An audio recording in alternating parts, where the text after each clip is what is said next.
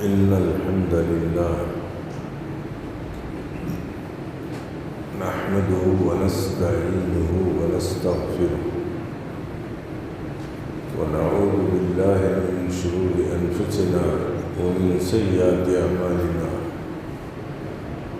من يهد الله فلا مضل له ومن يضلل فلا هادي له وأشهد أن لا إله إلا الله وحده لا شريك له وأشهد أن محمدًا عبده ورسوله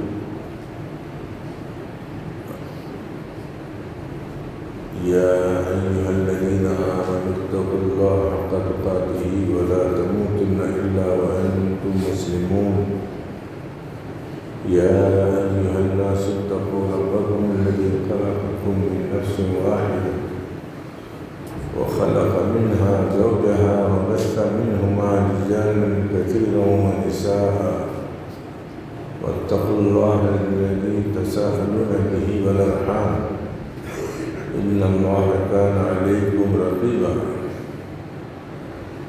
يا أيها الذين آمنوا اتقوا الله وقولوا قولا سديدا يصلح لكم أعمالكم ويغفر لكم ذنوبكم ومن يطع الله ورسوله فقد فاز فوزا عظيما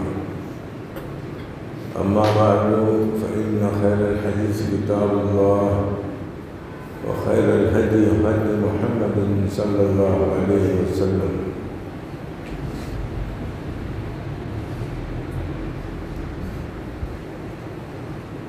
وشر الأمور محدثاتها وكل محدثة بدعة وكل بدعة ضلالة الضلالة في النار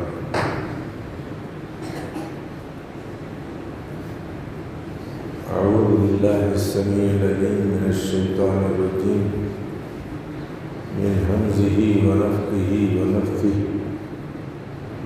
قل إن أصبح ماؤكم غورا فمن يأتيكم بماء معين الله يأتينا بماء معين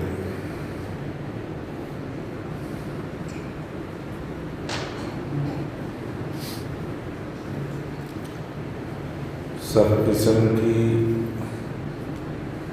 تعریفوں کا مستحق صرف اور صرف اللہ رب العزت ہے جو ہمارا خالق ہمارا معبود ہے۔ درود و سلام ہو محمد صلی اللہ علیہ وسلم پر اور تمام انبیاء علیہم الصلاۃ والتسلیم پر جنہوں نے اللہ تعالیٰ کے پیغامات کو اپنی امتوں تک امانت کے ساتھ پہنچایا۔ محترم حضرات گرامی اور خواتین اسلام، اس سے مختصر سی تمہید کے بعد میں اپنا اصل موضوع پانی اس کے بارے میں قرآن و حدیث سے کچھ باتیں جتنا ممکن ہو سکے اپنے وقت میں بیان کرنے کی کوشش کروں گا۔ اگر مکمل نہیں ہوا تو پھر آئندہ جمعے باقی رہے گا۔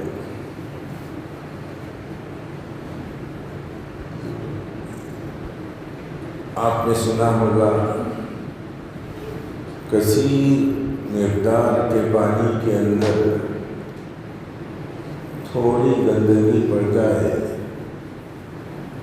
اس کا اثر اس کے اندر نہ ہو تو وہ پانی پاک ہے، اسے آپ پی بھی سکتے ہیں، نہا بھی سکتے ہیں، کپڑے وغیرہ سب دھلے سکتے ہیں۔ اب پانیاں کتنے قسم کی ہوتی ہیں یہ سوال ہے۔ جواب یہ ہے زمین پر جو اللہ تعالیٰ نے پانیوں کی قسمیں ظاہر کیا ہے، ہمارے علم کے مطابق وہ ایک کھارا پانی ہے جو سمندر کے اندر موجود ہے، سمندر ہی کے اندر میٹھا پانی ہے۔ اب وہ اس کی دھاری لہر کہاں سے شروع ہوتی ہے اور اسے کیسے حاصل کرنا ہے صرف ملاح جانتے۔ کالا پانی ہے، اس کو میں نے دیکھا ہے کہاں مالے کے اندر۔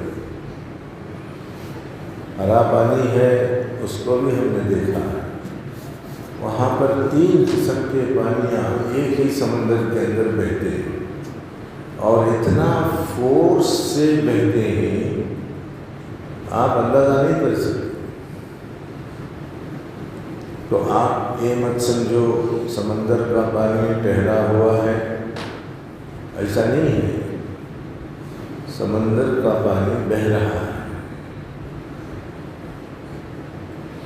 مدراس کے اندر جب تک میں تھا، مرینا بیچ کے اندر بہت سے مسلمانوں کے بچے ڈوب جاتے تھے۔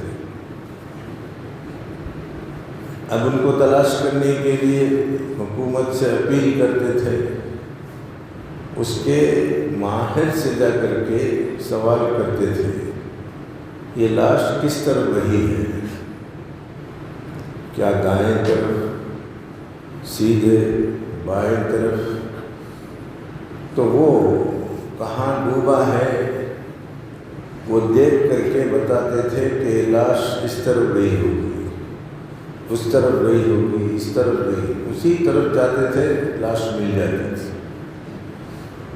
اب اس کے بعد بیچ میں جا کر کے ڈوب گئے، بہت سی لاشیں تک نہیں ملی۔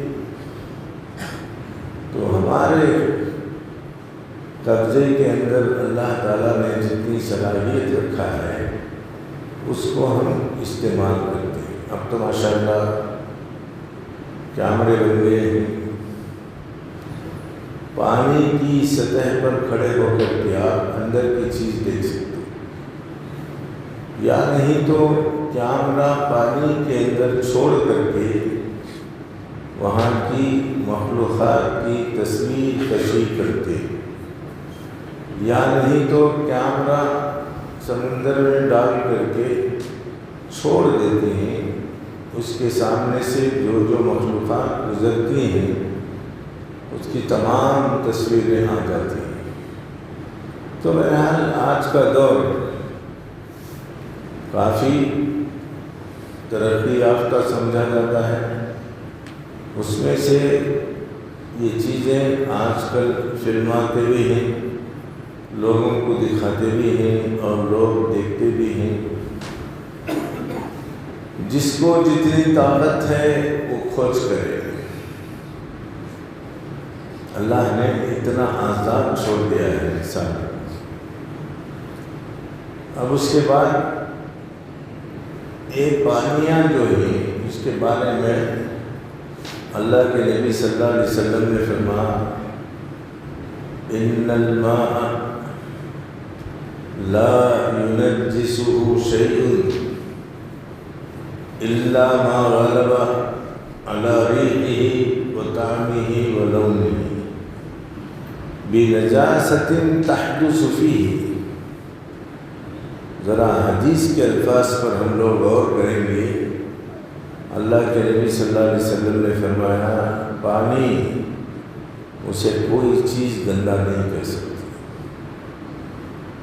کب گندا ہوتا ہے؟ اس کی 3 صفتیں بدل جائیں، غالب آ جائیں اور پانی پھیکا پڑ جائے۔ مثلا آپ دیکھیں گے مزہ بدل گیا تو پانی ناپاک ہو گیا، رنگ بدل گیا وہ پانی گندا ہو گیا، اور اسی طریقے سے رنگ، مزہ اور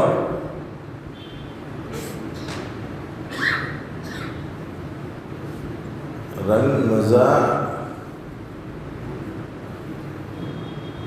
ریح، طعم، لون،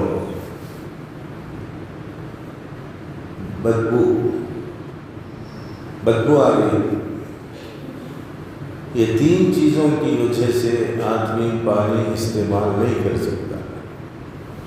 لیکن یہ حدیث کے آخر میں اللہ کے نبی صلی اللہ علیہ وسلم نے ایک پوائنٹ بتایا ہے، بِنَجَاسَةٍ تَحْدُثُ فِيهِ،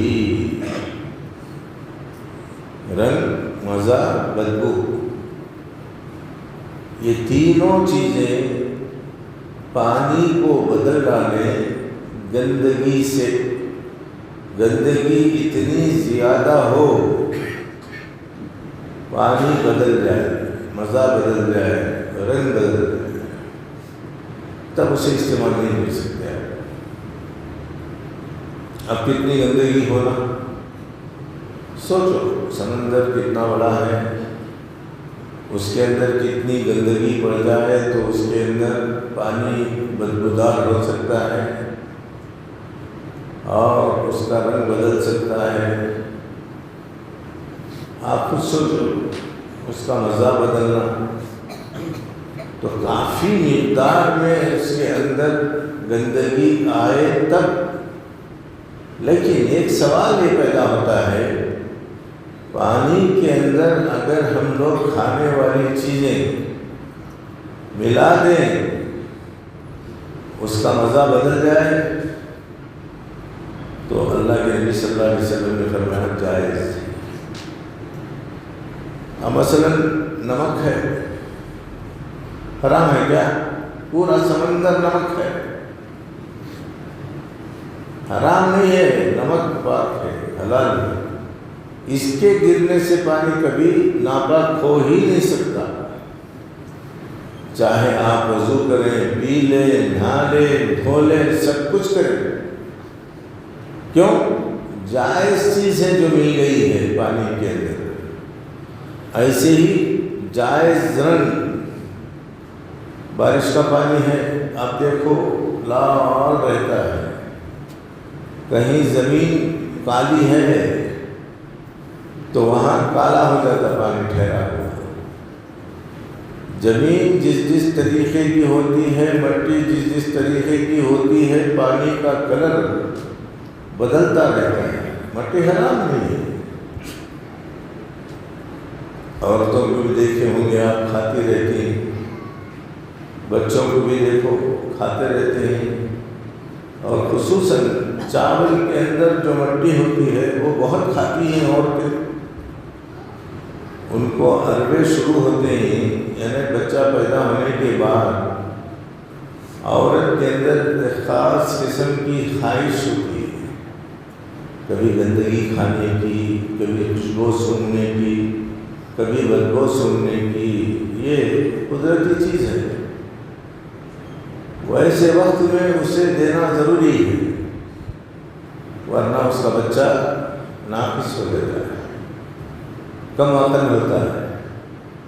میری ایک بڑی نواسی ہے، جب تک وہ پیٹ میں تھی اس کی ماں پیٹرول کو بہت پسند کرتی تھی، اس کی خوشبو پیٹرول کی بہت سونگتی تھی۔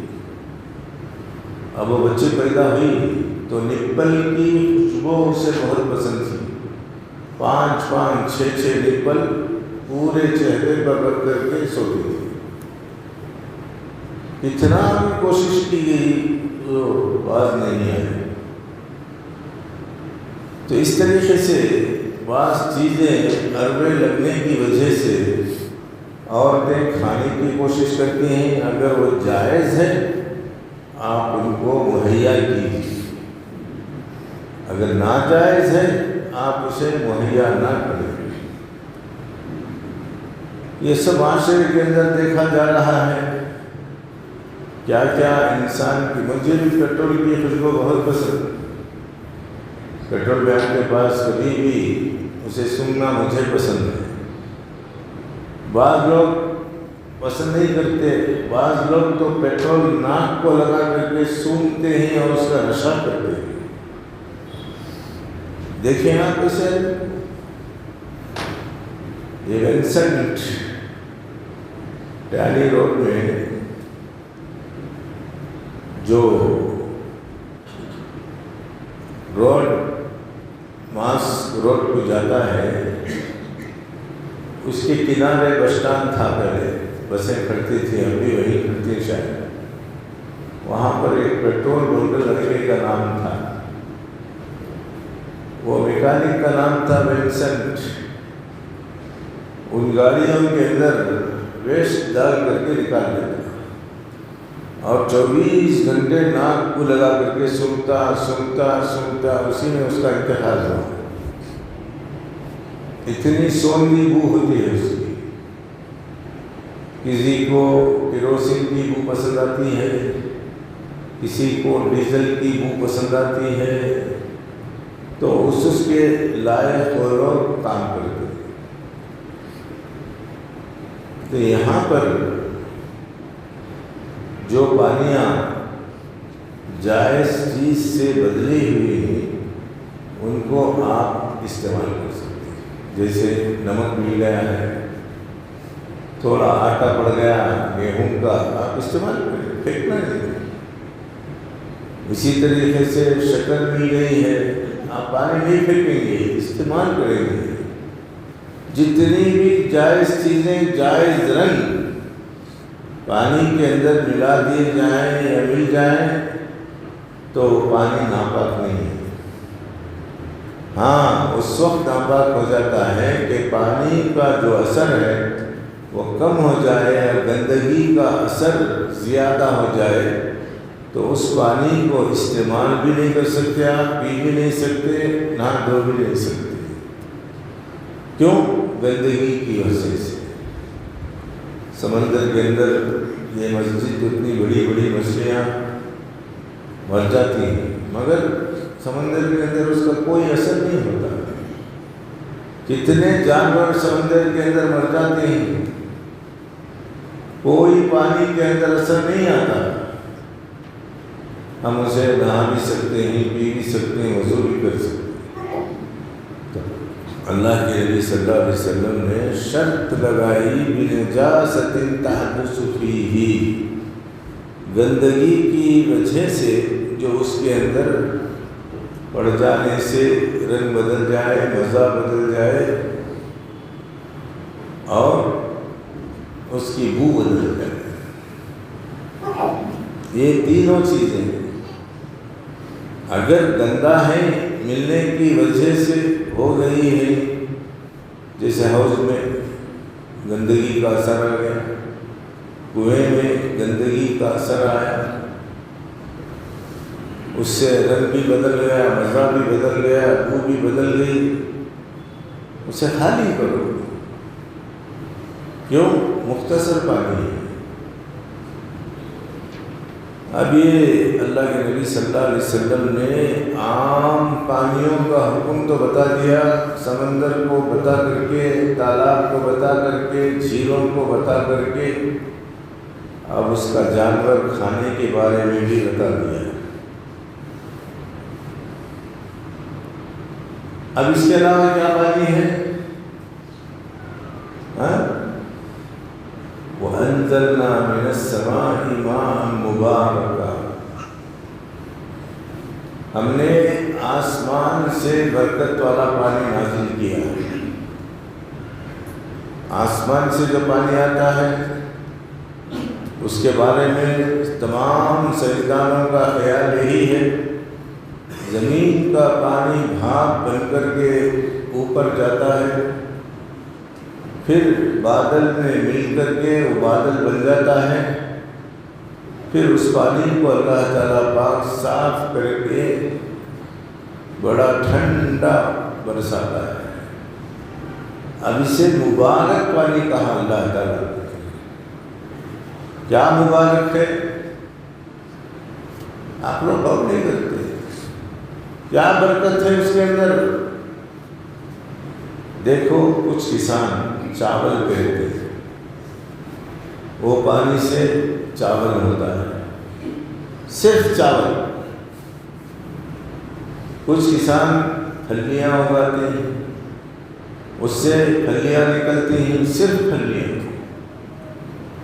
مگر بارش کا جو پانی ہے کنویں کے پانی کی طرح نہیں ہے، ایک ہی جگہ رہتا ہے، اسے نکال کر کے آپ اپنی کھیتی کے اندر پہنچا کر کے کھیتی کرتے ہیں۔ بارش کا پانی ایسا نہیں ہے، بلکہ ہر جگہ گرتا ہے، کھیتیوں پر بھی گرتا ہے، میدانوں میں گرتا ہے، پہاڑیوں پر گرتا ہے، الگ الگ جگہوں میں گرتا ہے۔ اسے کیا ہوتا ہے؟ الگ الگ چیزیں پیدا ہوتی ہیں، کہیں پھول نکلتے ہیں، کہیں کانٹے نکلتے ہیں، کہیں پھل پھلالی نکلتے ہیں، کہیں کچھ کہیں کچھ کہیں کچھ، اتنی ساری قسم کی چیزیں کس سے نکلتے ہیں؟ بارش کے پانی سے۔ اس کو اللہ تعالیٰ کرتا ہے ایک پانی اور کئی قسم کی چیزیں اگانے والا یہ بابرکت پانی۔ یہ پانی صرف اس سے خاص چیزیں اگائی جاتی ہیں اور دوسری چیزیں نہیں نکلتی، وہ اس قسم کی برکت والا نہیں ہے۔ جس چیز کو تم لوگ سیراب کر رہے ہو اس کا اس کے اندر فائدہ ہے۔ پھر اس کے بعد اللہ تعالیٰ نے قرآن مجید میں یہ بھی فرمایا، پانی کو جو لفٹ کرتا ہے اللہ تعالیٰ وہ کیسے کرتا ہے؟ قرآن مجید میں اللہ نے فرمایا انزلنا من السماء ماء بقدر، آسمان سے ہم پانی برسانا چاہیں تو ساری آبادی کو ختم کر سکتے ہیں، اور ہم نے ختم کیا ہے۔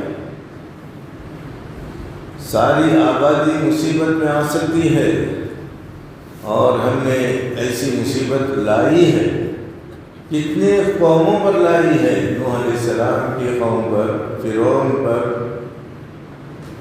عاد اور ثمود پر، یہ سب لا کر کے ہم نے ان کو تہس نہس کر دیا، تباہ کر دیا۔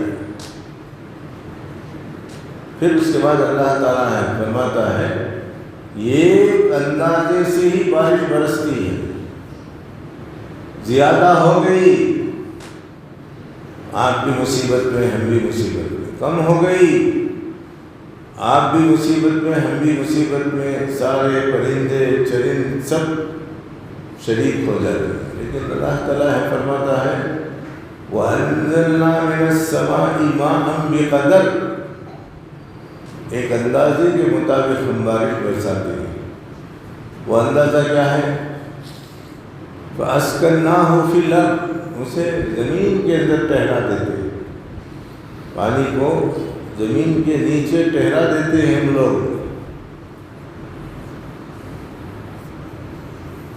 پھر اس کے بعد اللہ تعالیٰ فرماتا ہے جب پانی زمین کے نیچے اسٹور ہو جاتا ہے تو تمہارے لیے کس کا کام کرتا ہے؟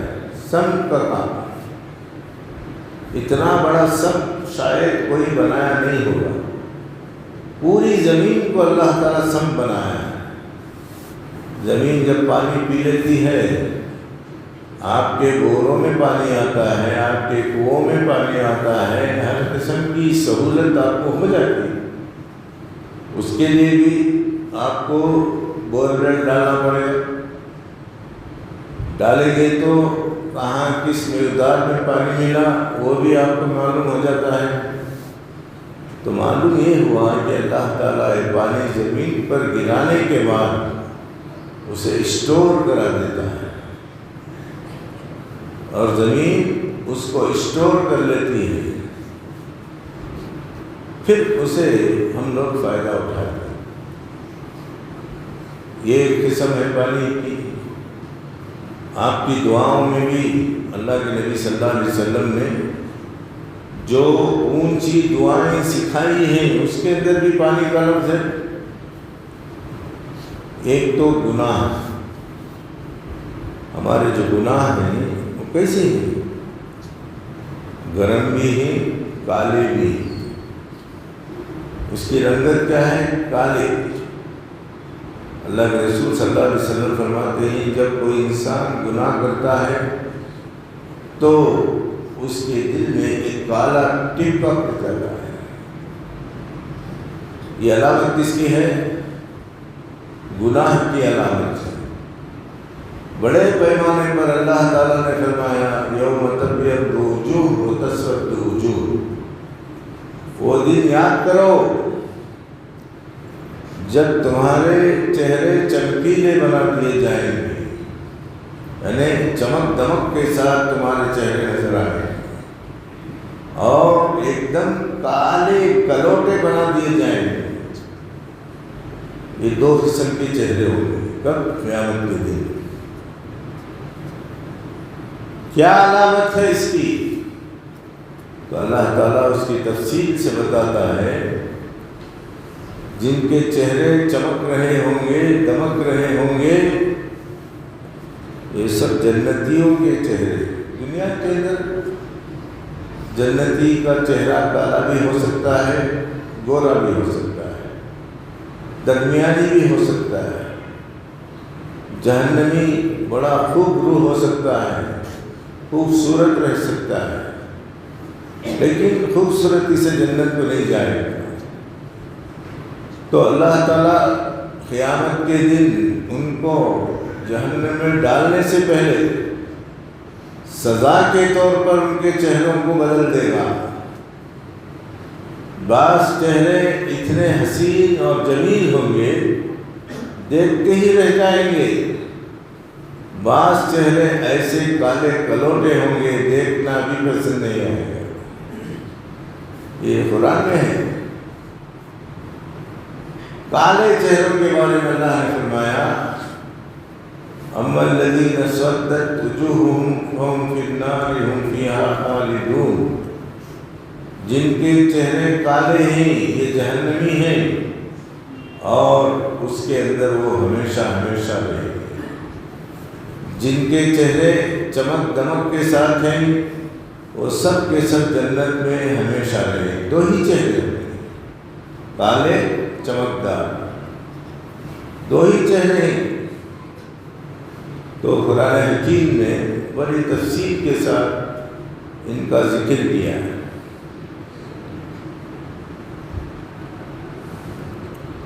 اب اس کے بعد دیکھو گناہوں کے بارے میں اللہ کے نبی صلی اللہ علیہ وسلم نے دعا سکھائی ہے۔ کیا دعا سکھائی ہے؟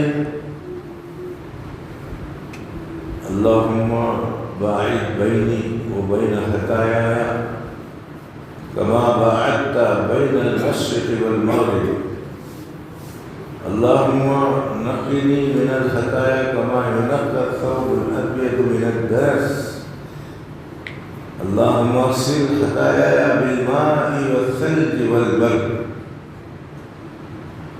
اے اللہ میرے گناہوں کو تو پانی سے دھل دے۔ یہ دھلنے والا پانی کیا ہے؟ اللہ کی قدرت ہے۔ اس کی تفصیل میں اللہ کے نبی صلی اللہ علیہ وسلم نے فرمایا جب مومن بندہ وضو کرتا ہے تو وضو کی برکت سے اس کے گناہ گر جاتے ہیں۔ کس کے؟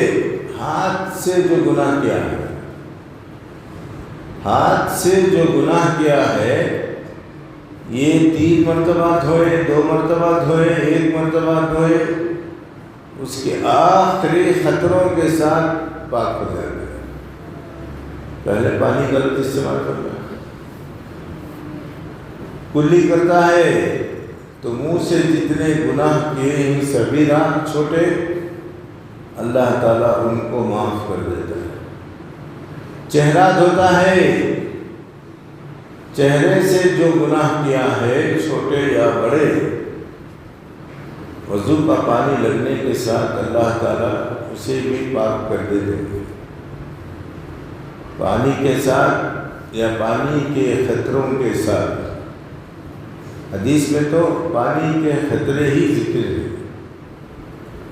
ایسے ہی پورے 5 اعضاء سے جو گناہ کیا ہوگا ایک نماز سے ایک نماز تک وہ گناہ اس کے دھل جاتے ہیں۔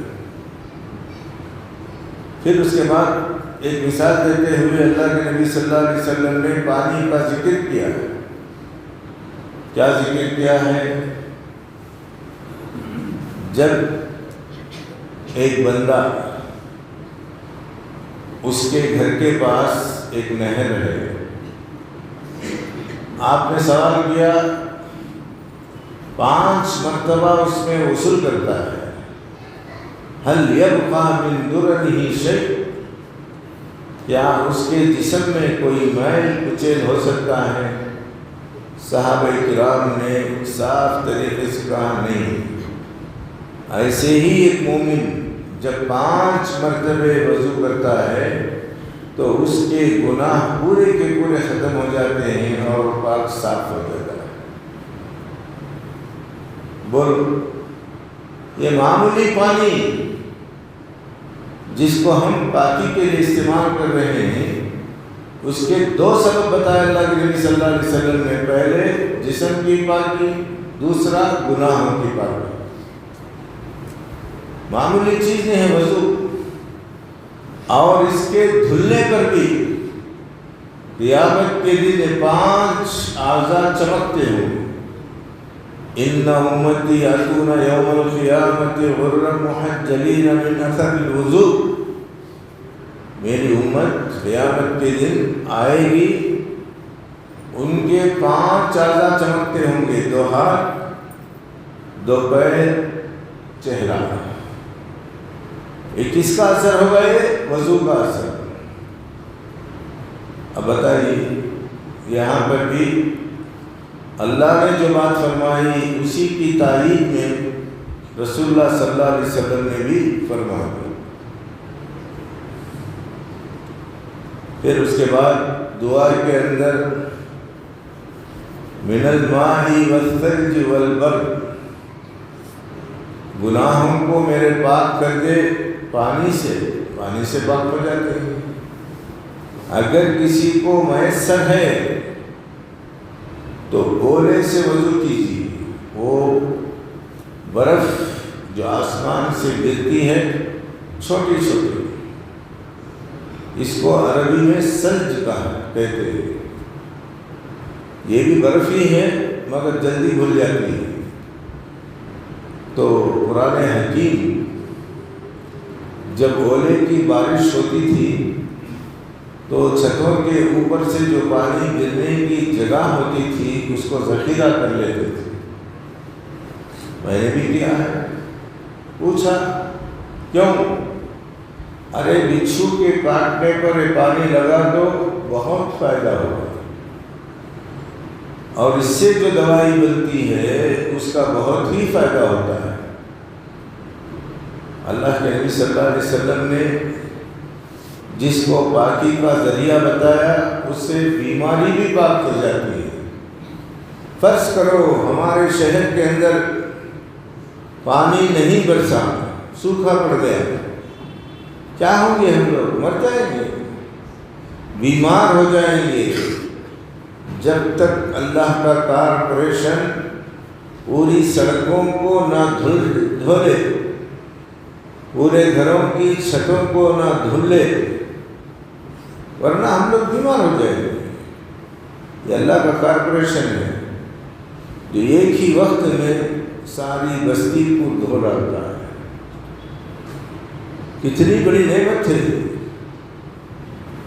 برد کا معنی برف، ہو سکے تو اولوں سے دھو دیں، نہیں تو برف ہی استعمال کریں گے ہم، ان کو بھی دھو دیں۔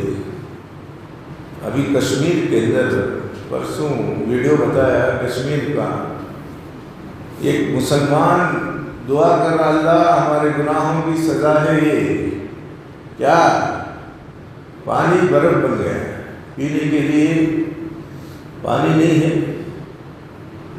کل ایک کینیڈا کا فوٹو بتایا، پانی پمپ سے نکل رہا ویسے ہی کھڑ گیا۔ کبھی آپ نے دیکھا ہے سکتی کیجیے. وہ رو رہا مسلمان، نہانے کے لیے پانی نہیں، پینے کے لیے پانی نہیں، پکانے کے لیے پانی نہیں، پاخانہ پیشاب پاک کرنے کے لیے پانی نہیں، سارا برف ہو گیا. یہ بھی ہمارے لیے مصیبت ہے. لیکن برف آپ اسے کسی بالٹی کے اندر رکھ چھوڑیں، پھر وہ کھل جائے، اس سے کپڑا دھل کر کے دیکھو کتنا پاک شفاف ہوتا ہے. ایسے ہمارے گناہ کو دھو دے، تین پانیوں سے دھو دے. ایک عام پانی، دوسرا آسمان سے جو اولے گرتے ہیں وہ پانی، تیسرا جو سردی سے برف بن گئی ہے اس کے پانی سے بھی ہمارے گناہوں کو دھل دے. تو رسول اللہ صلی اللہ علیہ وسلم نے فرمایا ایک آدمی 5 وقت اپنے گھر کے سامنے جو نہر بہہ رہی ہے اس میں نہاتا دھوتا ہے تو اس کے جسم میں میل نہیں رہتا. ایسے ہی 5 وقت وضو کرنے پر اللہ تعالیٰ آپ کے گناہوں کو دھل دیتا ہے.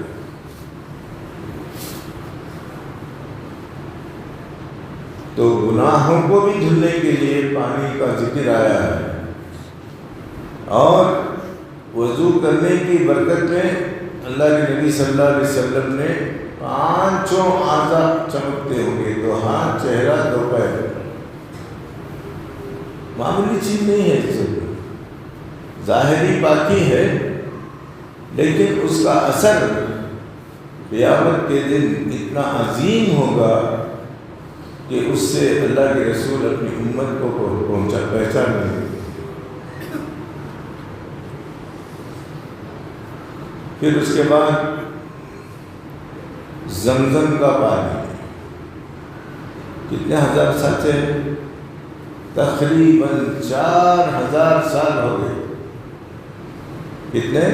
4000 سال سے ہے چشمہ. وہ کوئی کمی آئی؟ کوئی کمی آئی؟ کبھی کمی نہیں ہے. وہ کیسا ذخیرہ ہوگا جو عرب کے چھٹیل میدان کے اندر جہاں گھاس پھوس کوئی نہیں تھی، اللہ نے اس جھرے کو نکال کر کے آج تک پوری دنیا کے مسلمان اس سے فائدہ اٹھا رہے ہیں. اس کے اندر کیا کیا چیزیں ہیں، لوگ تحقیق میں لگے ہوئے ہیں. حالانکہ رسول اللہ صلی اللہ علیہ وسلم نے بہت باتیں اس کی بتائی ہیں. وقت ختم ہو رہا ہے، انشاءاللہ آئندہ جمعے زمزم. اور ایک پیغمبر جن کے پیروں کے نیچے سے پانی نکلا وہ ہیں ایوب علیہ السلام. اور ایک پیغمبر وہ جن کے انگلیوں سے فوارے نکلے. اس کے بارے میں ہم تفصیل جاننے کی کوشش کریں گے اور احادیث پر عمل کرنے کی ہم سب کو اللہ تعالیٰ توفیق عطا فرمائے. وأقول قولي هذا واستغفر الله لي ولكم ولسائر المسلمين إنه هو الغفور الرحيم.